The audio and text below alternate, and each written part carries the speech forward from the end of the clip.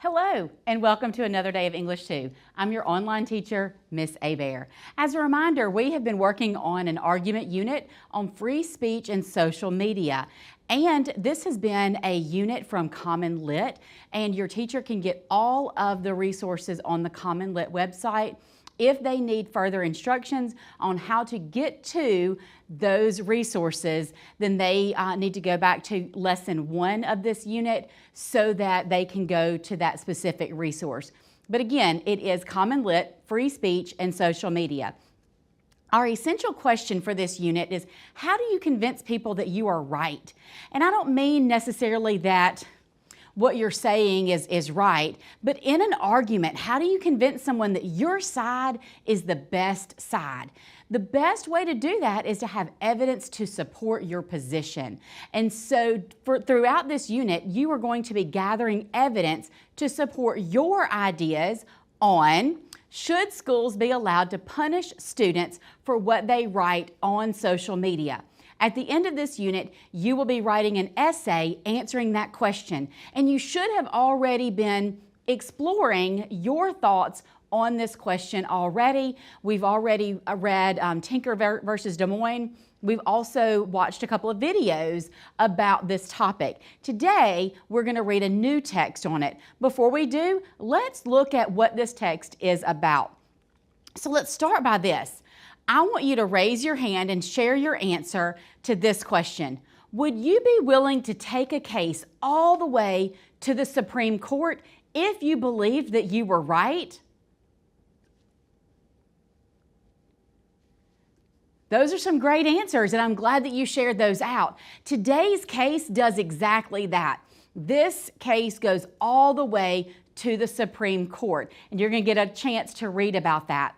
So today's article is about free speech in high school. So this is a high school kid who has a point, and they decide to take that case all the way to the Supreme Court, and you are going to be able to kind of decipher what you think. What are your thoughts, and how does this case support or counter your argument and your thoughts already?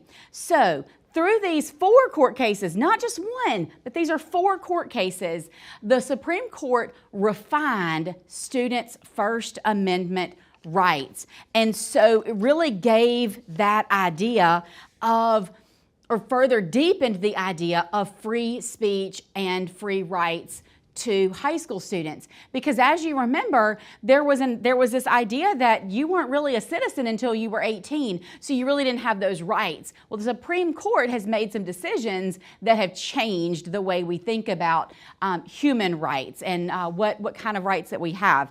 So, as we read, I want you to ask yourself, what key details or examples does the author provide?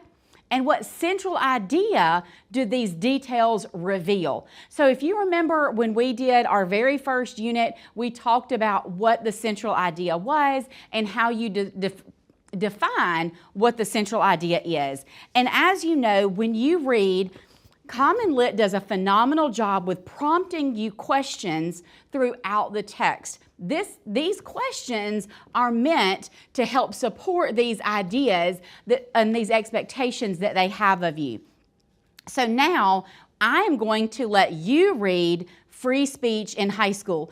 Your teacher can decide if they want you to read this with a partner or if they want you to read this independently. But with all Common Lit texts, you know that there are going to be questions that you answer along the way. There are also questions at the end that align with the state common college and career readiness standards. And so you need to make sure that you're answering those questions along the side and that you are answering the questions at the end, because those are the questions that will help prepare you for that MAP assessment that's coming in May, and we know it's coming. So when you get finished with all of that, remember that you are taking notes on this graphic organizer, you should have this graphic organizer, and there's a place in here that is for free speech in high school. It is on page 3, so make sure that you go back and you finish that graphic organizer. So with your partner or independently, you're going to read free speech in high school and read about those 4 court cases where the Supreme Court refined what rights students have. So that's all that I have for today. I'm turning it over to you for your reading. So until next time, happy reading.